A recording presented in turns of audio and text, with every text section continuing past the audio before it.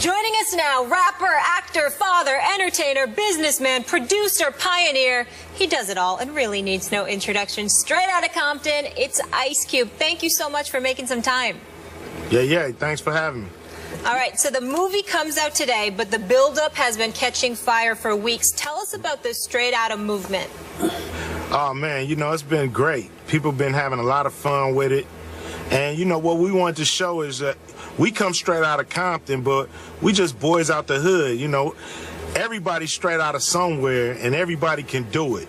So that was really what the whole campaign was all about. But, you know, people, they done took this thing and ran with it. They done made, you know, comedy out of it. So it's just been a great campaign on all levels.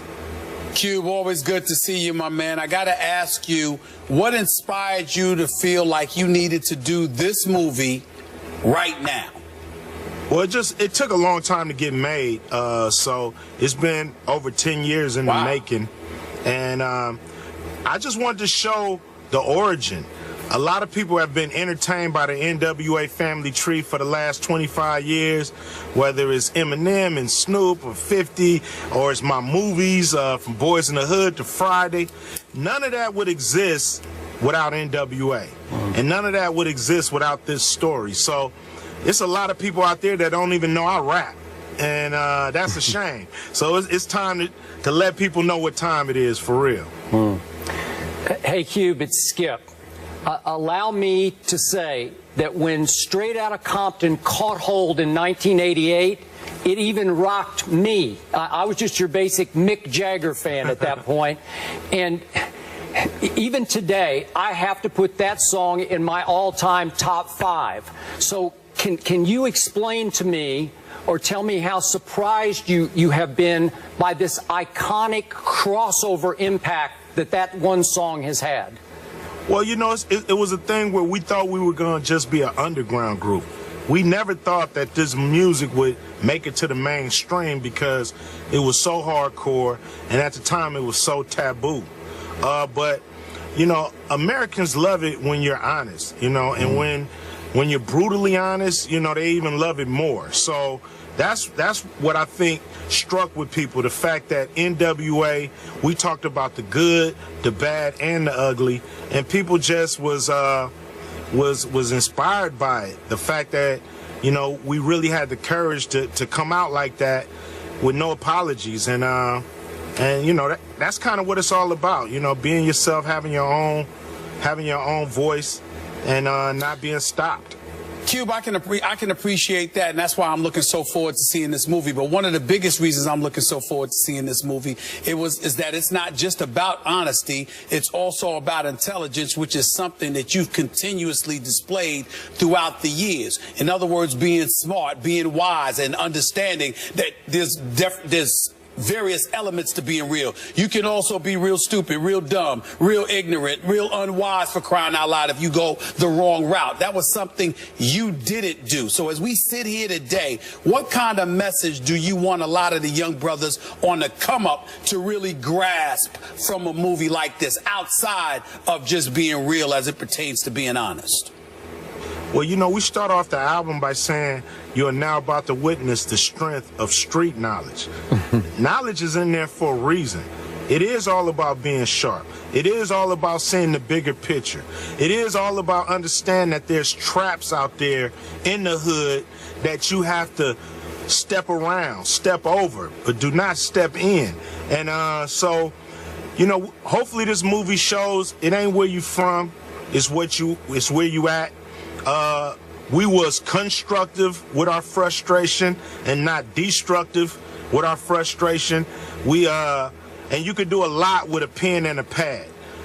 You know, a pen and a pad started everything that you see in front of you.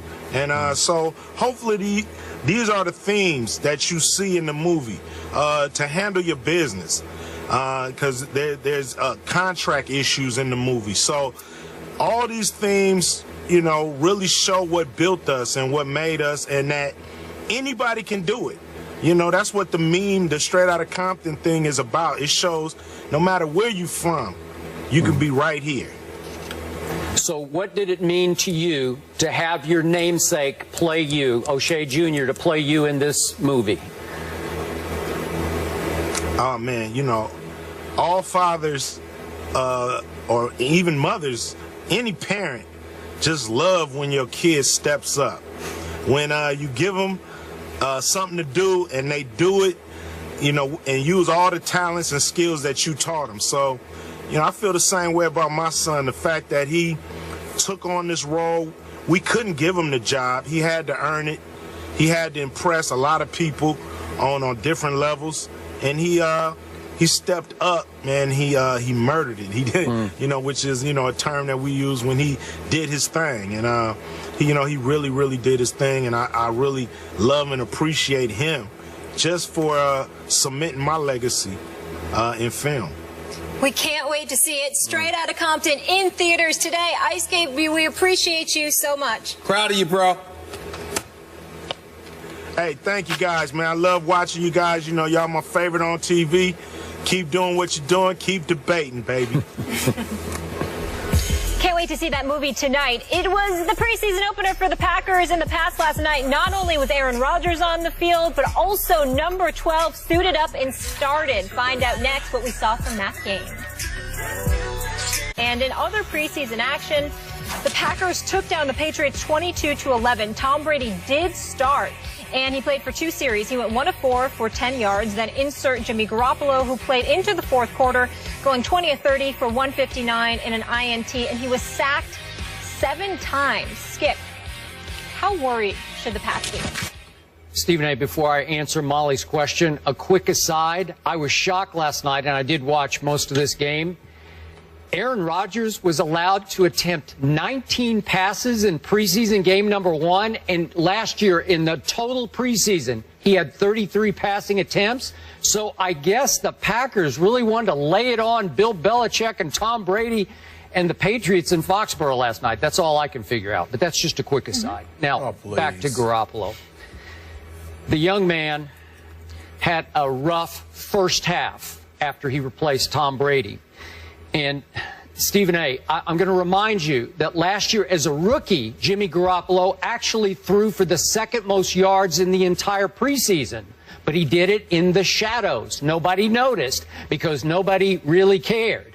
Last night, they all really, really cared. Not only Patriots Nation, but much of the nation, even though the game wasn't on national TV, waited for the SportsCenter highlights to see, well, how did Garoppolo do as the potential starting quarterback for the first 4 games?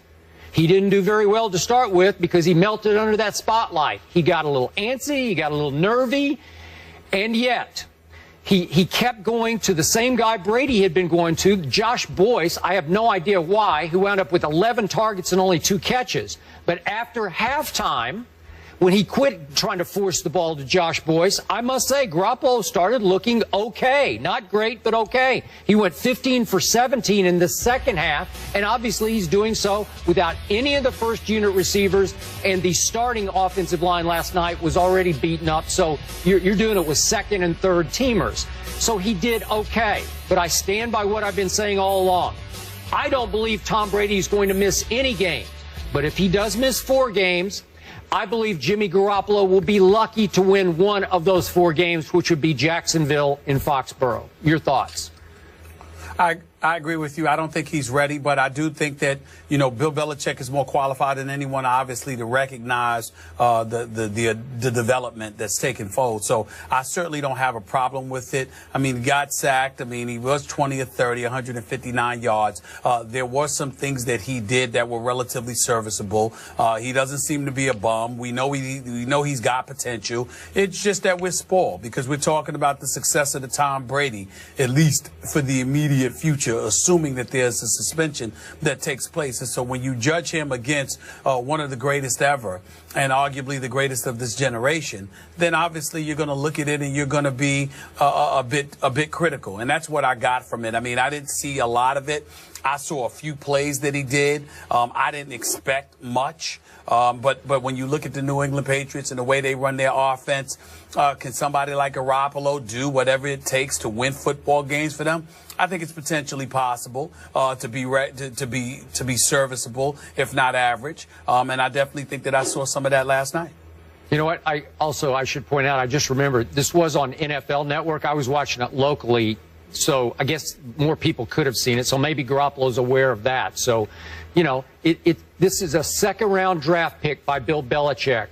So, obviously, Belichick, I don't know if I'll go so far as loves this kid, but he really, really likes him if he took him in the second round. And I liked him when I saw the little bits and pieces of him last year.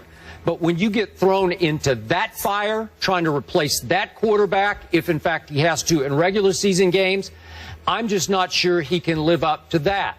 Which brings me to my positive takeaways from last night for the Patriots.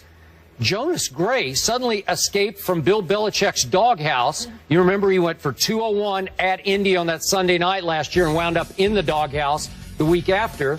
But he had that breakaway 55-yard run, and he looked like, you know, a big beastie stallion, man. I mean, he's a big kid who can fly.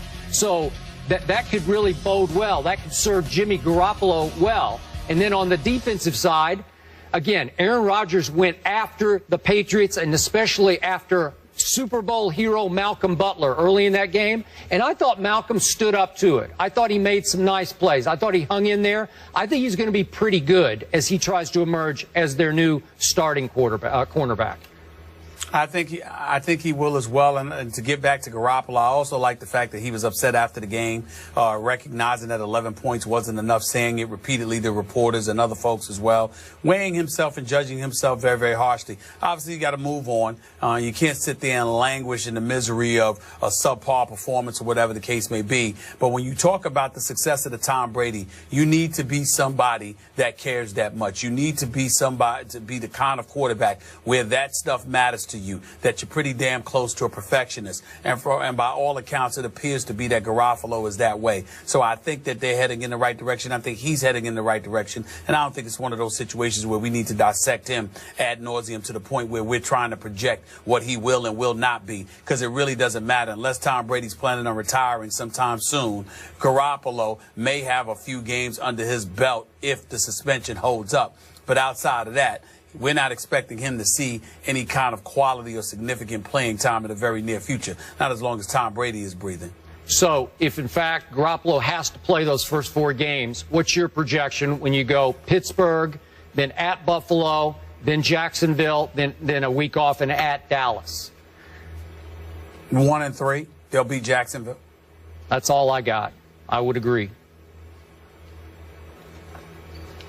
I don't know if that's saying too much there, guys, but moving on, the Patriots go to West Virginia to train with the Saints in New Orleans prior to their game. That's August 22nd. And A-Rod, you said 19 attempts there. He was 11 of 19, 117 yards, and was sacked twice. Johnny Manziel was on the field last night putting up points, but how did he really look from the guy's point of view? They'll tell you on the other side.